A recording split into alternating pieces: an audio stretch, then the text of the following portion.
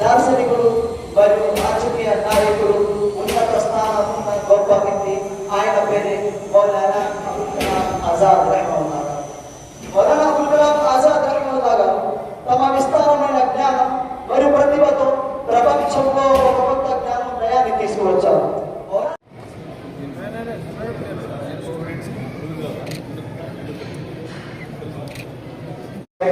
Distribution తర్వాత మన पिल्लू प्रोग्राम साथी क्या है मदरसे के तालिब इल्म थे, इसीलिए प्रोग्राम किया गया।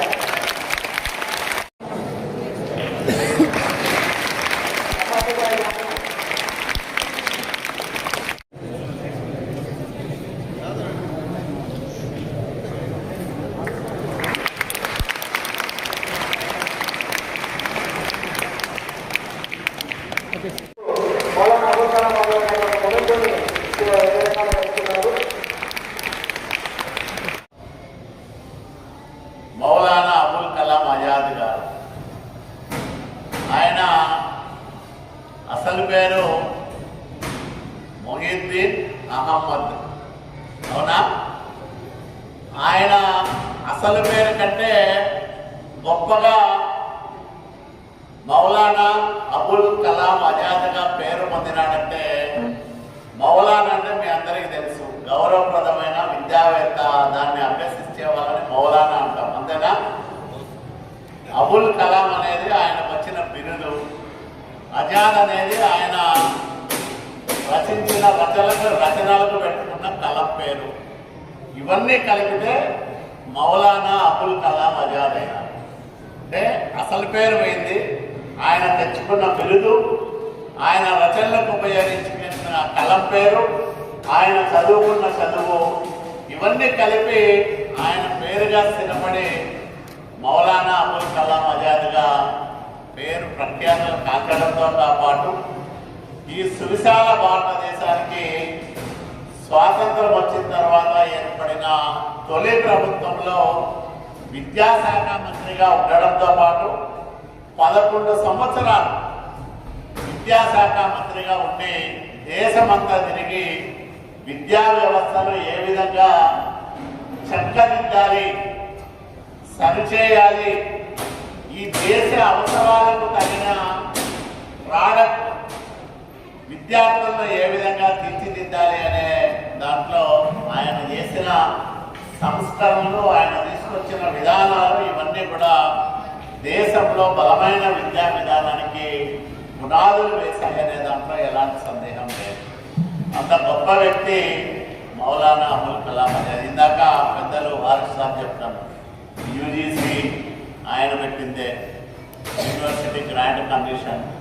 ఈరోజు ఇన్ని విశ్వవిద్యాలయాలు భారతదేశంలో నడుస్తూ ఉన్నాయంటే యూజీసీ ఇస్తున్న నిధులు, దానికి సంబంధించిన పర్యవేక్షణ, అధ్యాపక నియామకాల్లో వాళ్ళు అనుసరించే విధానాలు, ఇవన్నీ కూడా భారతదేశ విద్యా వ్యవస్థని బలోపేతం చేస్తూ ఉన్నాయి.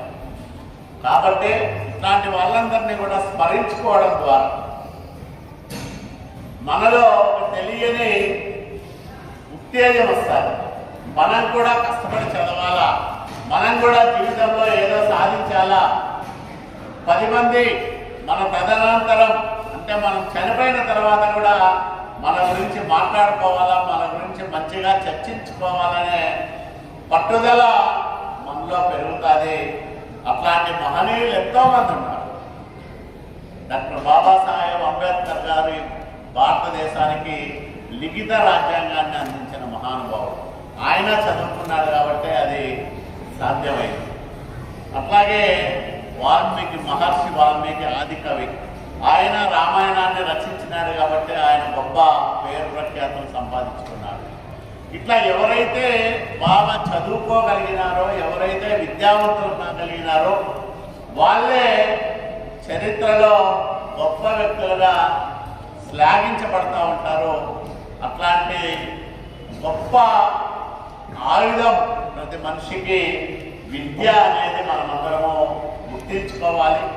మీరు ఆ విద్యార్థి దశలో ఉన్నారు కాబట్టి ఇది చాలా అవసరం. ఇక్కడి నుంచి మీరు దేశంలో అనేక విశ్వవిద్యాలయాలకు కూడా పోతా ఉన్నారని ఇందాక మన మిత్రులు చెప్తా ఉంటాం.